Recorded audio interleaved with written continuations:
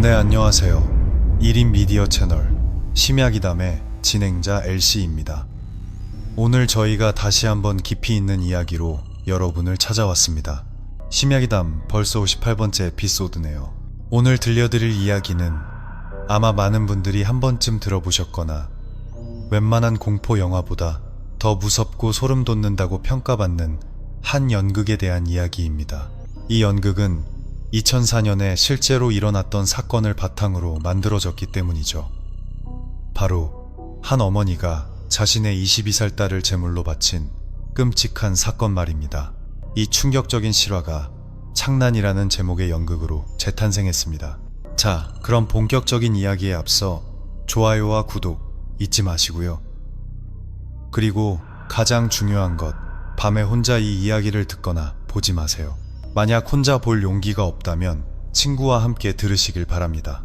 지금부터 여러분이 듣게 될 이야기는 상당한 주의를 요합니다. 제가 들려드릴 이야기는 실제로 일어났던 매우 끔찍한 공포 실화이기 때문입니다. 자신의 친딸, 고작 12살밖에 안 된 딸을 업보를 씻는다는 명목으로 살해한 사건입니다. 이 사건을 모티브로 전남대학교 학생들이 만든 연극이 바로 창난입니다. 이 연극은 전남대학교 인문사회과학대학의 연극 동아리 새벽이 제작한 28번째 정기 공연으로 2015년에 무대에 올랐습니다. 당시 유명 극작가였던 윤서진 작가가 동아리 팀과 함께 대본을 집필했죠. 그런데 본 공연이 시작되기도 전 홍보용 티저 영상을 촬영할 때부터 기이하고 소름 돋는 일들이 일어나기 시작했습니다. 그리고 그 괴현상들은 공연 당일까지 계속해서 이어졌습니다. 티저 영상과 포스터가 공개된 후 연극 창난은 그 섬뜩한 분위기와 무대 연출로 관객들로부터 엄청난 반응을 이끌어냈습니다.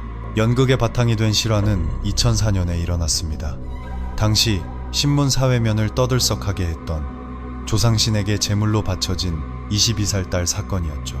누가 상상이나 했겠습니까?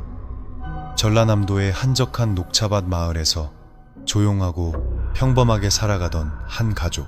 이웃들에게도 늘 친절하고 좋은 사람들이었던 그 가족이 가족 구성원의 손에 의해 끔찍한 비극을 저지를 줄은 말입니다. 사건은 2004년 10월 4일에 일어났습니다.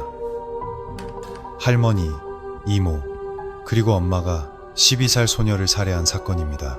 그들은 아이를 죽이는 것이 아이의 악한 기운을 정화하고 그 영혼을 더 좋은 곳, 극락세계로 보내는 길이라고 믿었습니다. 그날 이후 오늘까지 거의 17년이 흘렀지만 그 끔찍한 기억은 여전히 사람들에게 남아 있습니다.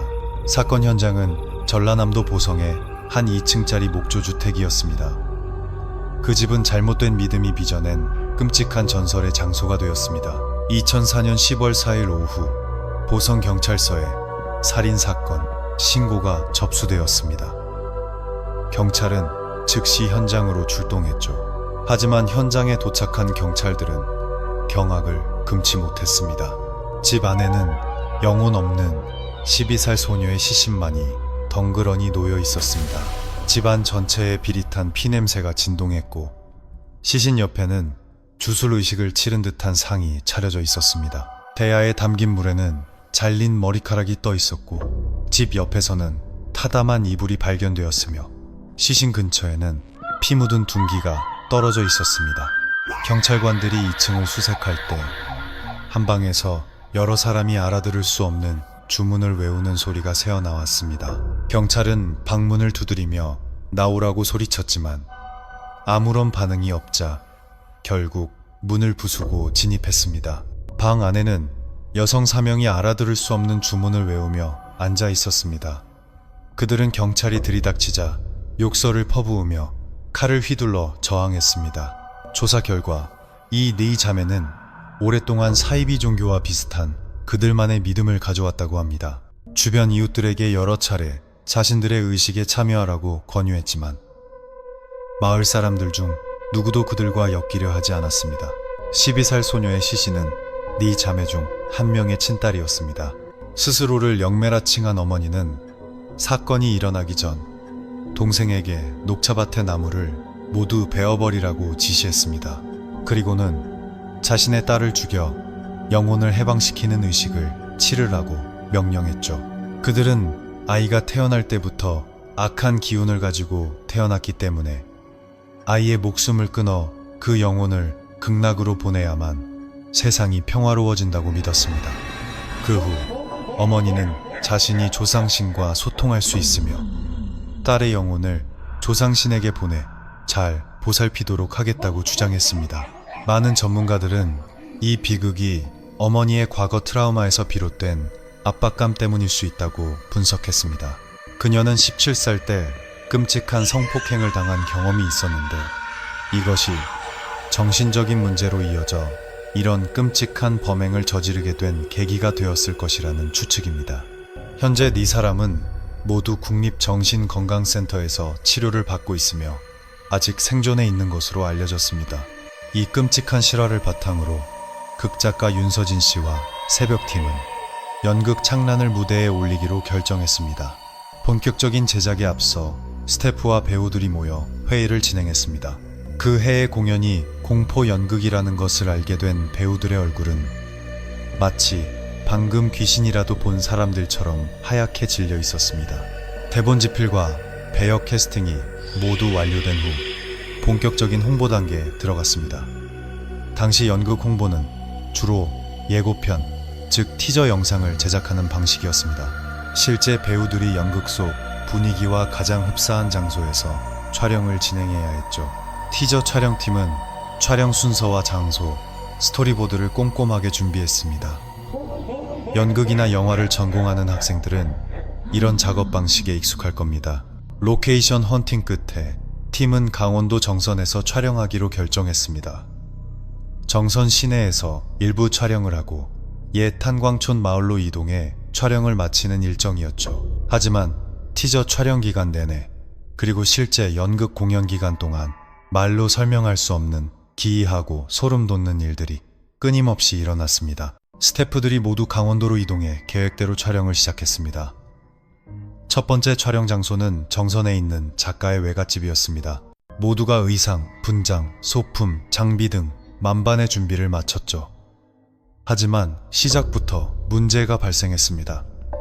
촬영팀이 삼각대를 깜빡하고 가져오지 않은 겁니다. 팀원들은 잠시 낙담했지만 이내 집안을 뒤지며 삼각대를 대신할 만한 것을 찾기 시작했습니다.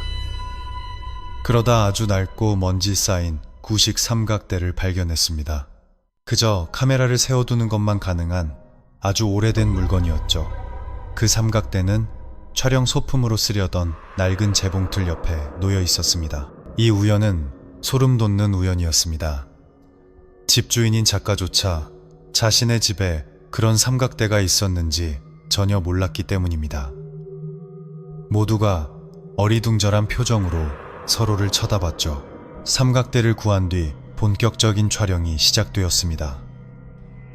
첫 장면은 주인공 서연이 재봉틀로 손님의 옷을 수선하는 장면이었습니다. 낡은 목조 가오간의 구식 재봉틀만으로도 충분히 으스스한 분위기가 연출되었습니다. 하필이면 그 재봉틀은 발로 돌리는 구식 모델이었죠.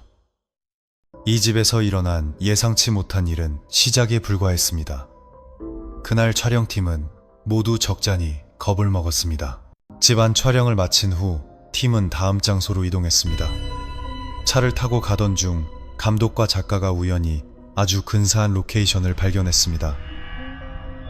오래된 다리였죠. 감독은 차를 세워달라고 했습니다. 저기 절 앞에 차 좀 세워줄 수 있어요? 이 다리 정말 괜찮은데 여기서 그 장면 찍으면 좋겠어요. 그 다리는 절 맞은편에 있었습니다. 다들 내려서 장소를 둘러보며 말했습니다. 우리 연극에 서연이가 비 맞으면서 걷는 장면 있잖아요. 다리를 건너는데 비가 오는 장면이요. 그 말이 끝나기 무섭게 카메라와 배우를 세팅하자 갑자기 비가 쏟아지기 시작했습니다. 아무도 예상치 못한 비였습니다. 서연이 다리를 건너는 빗속 장면은 정말 생각지도 못한 행운이었습니다. 비가 오면 좋겠다고 생각하자마자 비가 내리기 시작한 겁니다. 다들 우산을 챙길 겨를도 없이 순식간에 일어난 일이었죠. 배우와 스태프 모두 갑작스러운 상황에 놀랐지만 촬영은 무사히 마칠 수 있었습니다. 그날 촬영팀은 강원도의 한 폐교를 찾아갔습니다. 학교에 도착했을 때 낡은 교사 관사 한 채가 눈에 들어왔습니다. 시간은 이미 해질녘이었고 관사 베란다에서 비치는 역광이 아주 기묘한 분위기를 자아냈습니다. 팀원들은 주인공이 저 베란다 위에서 춤을 추는 장면을 찍고 싶어 했습니다. 하지만 집은 너무 낡았고 어떻게 들어가야 할지도 막막했죠. 관사 앞에서 다들 고민하고 있을 때 갑자기 초등학생으로 보이는 남자 이 두 명이 관사 뒤편에서 걸어 나왔습니다. 다들 갑자기 나타난 아이들의 소스라치게 놀랐습니다. 아이들이 다가와 말했습니다. 안에 들어가시게요. 형, 문 잠겼는데. 그 말을 들은 스태프들은 포기해야겠다고 생각했습니다. 이 장면은 못 찍겠구나. 오케이, 그럼 다른 데 찾아보자. 아직 해지기 전이니까 괜찮을 거야. 그 말이 끝나자마자 아이가 불쑥 끼어들었습니다. 근데 이쪽 창문은 안 잠겼어요. 그러더니 아이는 직접 창문으로 걸어가 열리는 것을 보여주었습니다. 스태프들은 정말로 저길 기어 올라가야 하나 하고 망설였습니다. 그때 주인공 배우가 말했습니다. 괜찮아요, 오빠. 저 올라갈 수 있어요. 저 혼자 들어갈게요. 아무 일 없을 거예요. 다들 밖에서 감독해주세요. 모두가 배우의 담력에 혀를 내둘렀습니다. 모든 준비가 끝나고 촬영이 시작되었습니다. 이것이 바로 주인공이 그 집 베란다 위에서 춤을 추는 장면입니다. 결과물은 정말 소름 끼치도록 무서웠습니다. 그날 촬영장에 있던 모든 스태프들은 온몸에 소름이 돋는 것을 느꼈습니다. 그리고 더 무서운 것은 그 두 아이가 언제 사라졌는지 아무도 모른다는 사실입니다. 아이들 집이 어디인지, 이 집 창문이 열린다는 것을 어떻게 알았는지 물어볼 틈도 없이 감쪽같이 사라져버렸습니다. 아이들이 어느 쪽으로 돌아갔는지 본 사람도 아무도 없었죠. 원하던 장면을 찍은 후 모든 것이 어리둥절하게 끝났습니다. 다들 그날 있었던 기이한 일에 대해 한마디도 하지 않고 조용히 차를 타고 숙소로 돌아왔습니다. 그날 밤 촬영팀은 정선을 떠나 영월의 한 민박집으로 향했습니다. 그 집은 작가 친구의 오래된 한옥이었는데 집주인은 아주 가끔 손님에게만 집을 내어준다고 했습니다. 도착하자마자 모두 피곤했기 때문에 서둘러 짐을 풀고 쉬었습니다. 다음날 아침 일찍부터 촬영이 있었기 때문이죠. 그 집은 2층짜리 낡은 목조 가옥이었습니다. 스태프들은 모두 아래층에서 잤고 아무도 2층으로 올라갈 엄두를 내지 못했습니다. 어떤 사람들은 집에서 쉬었고 어떤 사람들은 근처 시장에 구경을 가거나 술을 마시러 갔습니다. 술을 마시러 갔던 팀원들이 돌아왔을 때는 이미 한밤중이었습니다. 다들 각자 잠자리로 흩어졌죠. 다음날 아침 어젯밤 술을 마셨던 팀원 중 한 명이 말했습니다. 야, 근데 집주인이 여기 아무도 없다고 하지 않았어? 나 어제 들어올 때 어떤 할아버지 한 분이 2층으로 올라가는 거 봤는데. 그 순간 모든 스태프들의 시선이 동시에 2층으로 향했습니다. 그 말을 한 팀원은 왜들 그래? 나 뭐 잘못 말했어? 라며 어리둥절해 했습니다. 잠시 후 스태프들은 상의 끝에 2층에 정말 사람이 있는지 확인해 보기로 했습니다. 혹시라도 사람이 있다면 방해가 될 수 있고 만약 나쁜 사람이라면 위험할 수도 있으니까요. 모두가 조심스럽게 2층으로 올라갔습니다. 하지만 2층에는 아무도 없었습니다. 대신 2층 대청 마루에는 돌아가신 할아버지, 할머니 두 분의 위패가 모셔져 있었습니다. 그 순간 스태프들은 모두 충격에 빠졌습니다. 그들은 즉시 제사상을 차려 정중하게 사죄하고 이 집에서 촬영하는 것을 허락해달라고 빌었습니다. 의식을 마친 후 다시 촬영이 시작되었습니다. 그날 촬영할 장면은 주인공이 연꽃을 들고 제사춤을 추는 것이었습니다. 모든 세팅이 완벽하게 준비되었습니다. 그런데 이상하게도 감독이 특별히 무언가를 찾지 않아도 집안의 모든 물건들이 마치 촬영을 위해 미리 준비된 것처럼 딱딱 맞아떨어졌습니다. 가장 소름 돋았던 것은 한방에서 발견된 옛날에 숯을 넣어 쓰던 구식다림이었습니다. 감독은 그 다리미를 보고 말했습니다. 이 방 써도 되겠는데 주인공이 이 방에 갇히는 장면으로 설정하자 모두가 동의했고 그 방에서 촬영을 하기로 했습니다. 그리고 그 다리미를 장면에 활용하여 좀 더 극적인 효과를 주기로 했죠. 모든 세팅이 끝나고 카메라 감독이 외쳤습니다. 5, 4, 3, 2, 1, 액션. 그 순간 한 스태프가 외쳤습니다. 잠깐만요. 뭔가 이상해요. 감금당하는 건데 그냥 갇혀있기만 하는 건 좀 밋밋하지 않아요? 혹시 이 집에 쇠사슬 같은 거 없을까요? 그 말을 듣는 순간 모두가 생각했습니다. 만약 여기서 또 쇠사슬이 나온다면 이건 절대 우연이 아니야. 그동안 촬영하면서 필요한 것이 즉시 나타나는 일이 여러 번 있었기 때문입니다. 이번에도 쇠사슬이 발견된다면 이건 정말 보통 일이 아니라고 생각했죠. 잠시 후 한 스태프의 목소리가 들려왔습니다. 찾았다. 여기 쇠사슬 있어요. 모두가 경악했습니다. 스태프가 그 낡은 다리미 안에서 쇠사슬을 찾아낸 것입니다. 처음에는 다들 이상하게 생각했습니다. 누가 다리미 안에 쇠사슬을 보관한단 말인가? 하지만 작가가 설명했습니다. 이상한 거 아니야. 옛날 사람들은 쇠붙이를 다리미 안에 넣어서 열이 오래 가게 했대. 그래야 숯을 자주 갈지 않아도 되니까. 그 말을 듣고서야 모두 의문을 풀었습니다. 그 후 촬영은 순조롭게 진행되었습니다. 여러 장면을 찍고 저녁 식사를 하며 다음 장면에 대해 논의했습니다. 한 스태프가 말했습니다. 비 오는 날, 거센 강물 한가운데 떠있는 나룻배 위에 주인공이 서 있는 장면이 있으면 정말 멋질 것 같아요. 말을 마치자마자 다들 서로를 쳐다보며 생각했습니다. 그런 나룻배를 어디서 구하고 비는 또 어떻게 맞춘담. 식사를 마치고 계산을 한 뒤 강변을 따라 산책을 하고 있었습니다. 그때 또다시 믿을 수 없는 일이 일어났습니다. 비가 내리기 시작한 겁니다. 그리고 한 스태프가 강가 숲을 쪽에서 슥슥하는 소리를 들었습니다.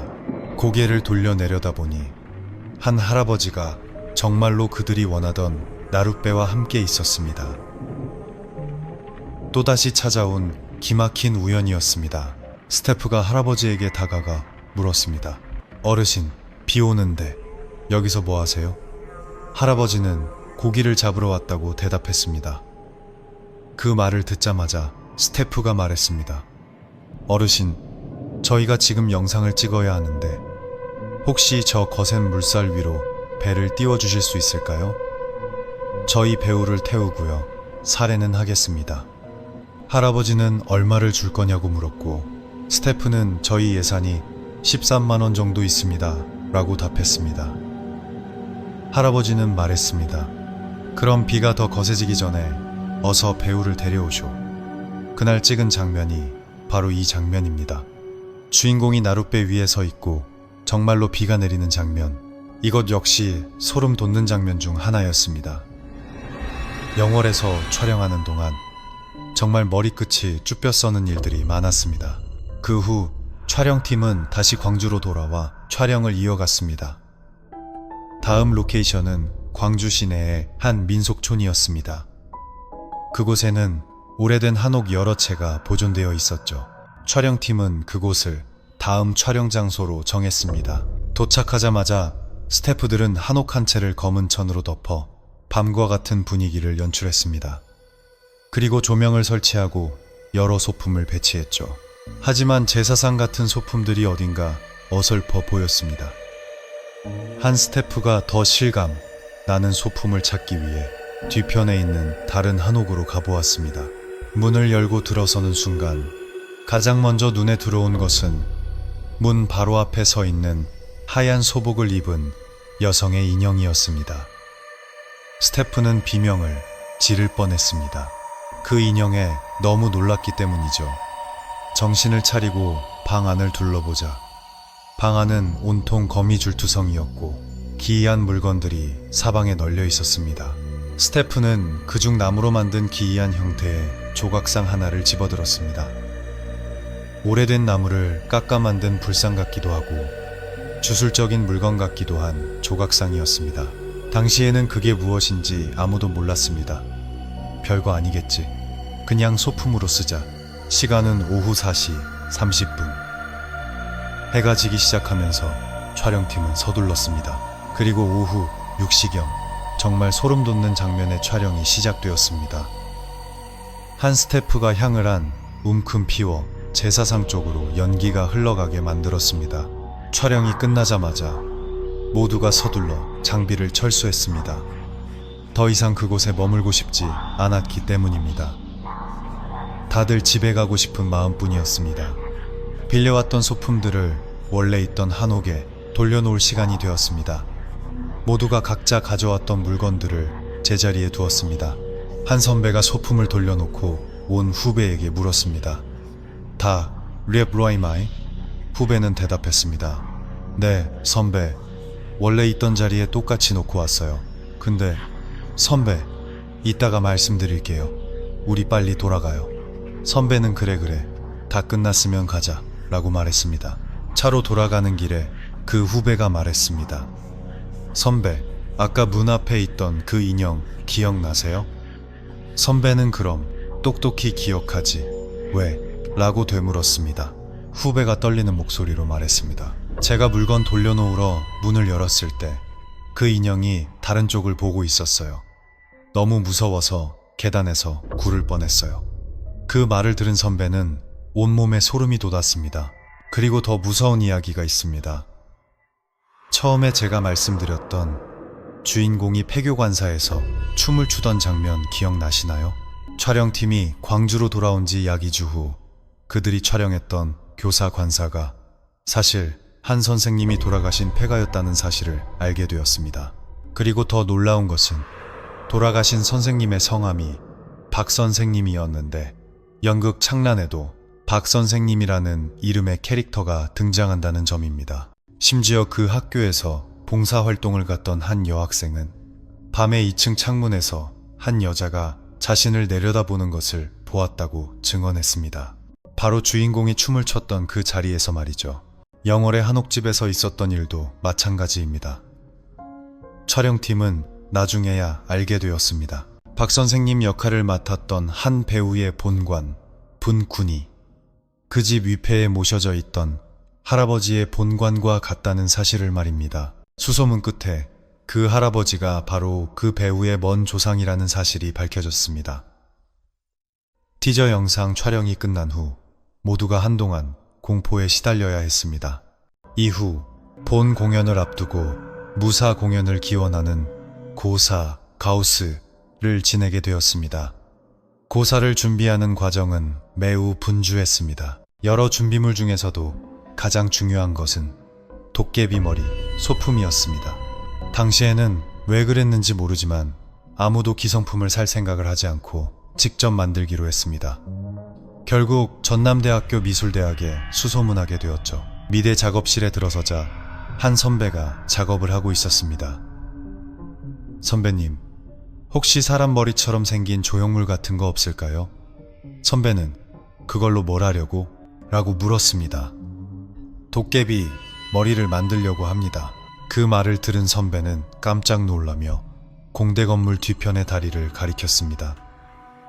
저 다리 옆 숲으로 가봐. 우리 과에서 안 쓰는 작품들은 다 거기다 버리거든. 그 다리는 학교 내에서도 귀신이 나온다고 소문난 장소였습니다. 나중에 기회가 되면 그 다리에 얽힌 이야기도 해드리겠습니다. 스태프들은 선배가 가리킨 곳으로 향했습니다. 숲속으로 들어가 수풀을 헤치자마자 한 후배가 소리쳤습니다. 찾았다. 여기 머리 있어요. 그들은 그 머리 조형물을 가져와 도깨비 머리를 완성했습니다. 이 도깨비 머리는 고사 때와 실제 연극 공연 때 사용되었습니다. 고사 당일, 다행히 별다른 일 없이 모든 것이 순조롭게 끝났습니다. 그리고 마지막 총 리허설 날, 마침 타 지역의 한 대학 학생들이 교류차 학교를 방문했다가 리허설을 관람하게 되었습니다. 덕분에 실제 관객 앞에서 공연하는 것처럼 리허설을 진행할 수 있었죠. 리허설은 매우 성공적이었습니다. 모든 것이 완벽해서 당장 내일 공연을 시작해도 될 정도였죠. 하지만 공연을 며칠 앞두고 극 중 축제 장면에 출연하는 배우 한 명이 사고를 당했습니다. 친구와 함께 오토바이를 타다가 사고가 난 것입니다. 친구는 멀쩡했지만 그 배우는 다리에 큰 상처를 입었습니다. 처음에는 공연을 못할까봐 걱정했지만 배우는 선배, 저 꼭 무대에 설 거예요 라며 강한 의지를 보였습니다. 그리고 여기서 또 하나의 소름 돋는 우연이 발생합니다. 제가 아까 한 배우가 한옥집 조상님과 같은 본관을 가졌다고 말씀드렸죠. 또 다른 배우는 폐가에서 돌아가신 선생님과 이름이 같았고요.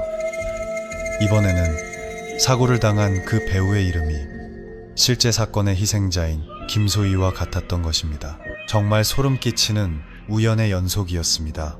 드디어 공연 첫날이 되었습니다. 공연장 입구는 귀신의 집처럼 꾸며졌습니다. 소복 귀신, 도깨비 등 온갖 귀신 분장을 한 배우들이 관객들을 놀라게 하며 공연 전부터 공포 분위기를 한껏 고조시켰습니다. 모든 준비가 끝나고 드디어 막이 올랐습니다. 공연이 진행되는 동안 무대 뒤 스태프들은 잠시 휴식을 취하며 이야기를 나누었습니다. 와, 첫 공연인데도 관객들 반응이 장난 아니네. 진짜 무서워하는 게 느껴져. 다들 성공적인 첫 공연에 들떠 있었습니다. 오늘 이 정도였으니 다음 공연 때는 더 제대로 분위기 만들어보자. 공연 둘째 날 어디서 소문이 났는지 첫날보다 훨씬 많은 관객이 몰려들었습니다. 모든 회차가 매진되었고 수십 개의 보조의자를 추가로 놓아야 할 정도였습니다. 둘째 날 공연이 끝난 후 모두가 폭발적인 반응에 기뻐하며 회의를 시작했습니다. 개선할 점은 없는지 논의하는 자리였죠. 시간은 새벽 1시경. 한 스태프가 말했습니다. 저희 팀 인원이 너무 부족한데 혹시 다른 팀에서 좀 도와주실 수 없을까요? 그러자 다른 스태프가 말했습니다. 아, 맞다. 입구 귀신의 집에 춤추는 귀신 2명이나 있던데 한 명 우리 쪽으로 보내주면 안 돼? 그 순간 귀신의 집 팀장이 불쑥 끼어들었습니다. 죄송한데요. 저희 춤추는 귀신은 한 명밖에 없는데요. 그 말에 회의장은 순간 정적에 휩싸였습니다. 그리고 다들 재빨리 다른 주제로 화제를 돌렸죠. 셋째 날 밤, 로비에 있던 한 스태프에게 한 관객이 다가와 말했습니다. 저기요, 제가 좀 불쾌해서 그러는데 그 제사 춤추는 장면 있잖아요. 제가 중앙 통로 쪽 좌석에 앉아 있었는데 무대 앞에 어떤 사람이 계속 서 있더라고요. 원래 서 있으면 안 되는 자리 아닌가요? 그 장면 내내 꼼짝도 안 하고 서 있다가 춤이 끝나니까 사라졌어요. 스태프가 그 관객에게 인상착의를 자세히 묻자 관객은 이렇게 대답했습니다. 옷차림을 보아하니 스태프는 아닌 것 같았어요. 꼭 옛날 도사나 스님 같은 옷을 입고 있었어요. 그 말을 듣는 순간 스태프들은 그가 절대 자신들의 팀원이 아니라는 것을 직감했습니다. 뿐만 아니었습니다. 주인공 서연의 춤이 너무나 아름다워서 마치 누군가 그녀의 손을 잡고 이끌어주는 것 같았다는 관객평도 있었습니다. 그리고 또 다른 이야기는 숨겨진 배우에 대한 것이었습니다. 보통 공연이 끝나면 배우들이 모두 나와 인사를 하고 팬들은 좋아하는 배우와 사진을 찍곤 합니다. 그런데 한 관객이 스태프에게 물었습니다. 아까 딸을 죽이는 장면에서 연기 정말 잘하시던 분 있던데 왜 커튼콜 때 안 나오셨어요? 혹시 무슨 일 있나요? 그 말을 들은 스태프는 급히 그날의 공연 녹화 테이프를 돌려보았습니다. 하지만 테이프 속에는 그 장면에 출연했던 배우 5명이 모두 나와 인사를 하고 있었습니다. 설마 그 관객이 본 것은 대본에 없던 6번째 배우였을까요? 배우가 직접 겪은 끔찍한 경험도 있었습니다. 극중 소희의 친구 역할을 맡았던 배우의 이야기입니다. 그녀는 자신이 천에 감겨 끌려가는 장면을 연기할 때 귓가에서 한 할머니의 목소리가 계속해서 속삭이는 것을 들었다고 합니다. 소희야, 소희야, 판을 풀어라. 그녀는 너무나 무서워서 비명을 질렀고 그 장면이 끝나자마자 눈물 범벅이 된 얼굴로 무대 뒤로 뛰쳐나왔습니다. 조명팀 스태프의 경험담도 있습니다. 조명 장비를 점검하려고 손을 뻗는 순간 다른 손 하나가 나타나 자신의 손을 꽉 잡았다고 합니다. 하지만 온갖 기이한 일들에도 불구하고 연극 창란은 성공적으로 막을 내렸습니다. 새벽 동아리 팀의 열정과 노력이 돋보이는 훌륭한 공연이었습니다. 그러나 소름 돋는 이야기는 여기서 끝나지 않았습니다. 공연이 끝난 후 작가와 제작팀은 창란을 영화로 만들고 싶다는 꿈을 갖게 되었습니다. 그들은 대본을 유명 방송인인 유연수 씨에게 전달하여 영화 제작의 가능성을 타진했습니다. 유연수 씨는 그 대본을 자기 집 서재에 보관했습니다. 그리고 그 후부터 그의 집에서는 이상한 일들이 일어나기 시작했습니다.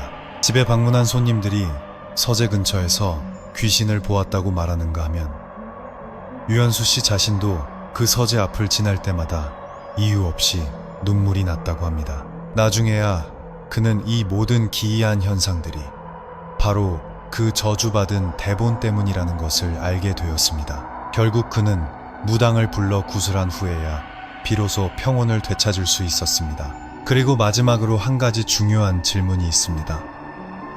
지금 이 이야기를 듣고 계신 여러분, 혹시 이야기를 듣는 동안 주변에서 이상한 일을 겪지는 않으셨나요? 이 이야기의 원작을 읽거나 들었던 많은 사람들이 무언가 이상한 현상을 경험했다고 합니다. 제가 여러분께 이 질문을 드리는 이유는 지금 제가 이 이야기를 녹음하고 있는 동안 제 녹음실 밖에서 누군가 걷는 소리가 들리기 때문입니다. 지금 이 집에는 저 혼자뿐입니다. 오직 저만이 이 창란에 대한 이야기를 하고 있을 뿐인데 말입니다. 제가 들은 발소리는 분명히 방문 밖에서 들려왔습니다. 오늘 밤 부디 편안한 밤 되시길 바랍니다. 주무시기 전에 기도하는 것 잊지 마시고요. 감사합니다.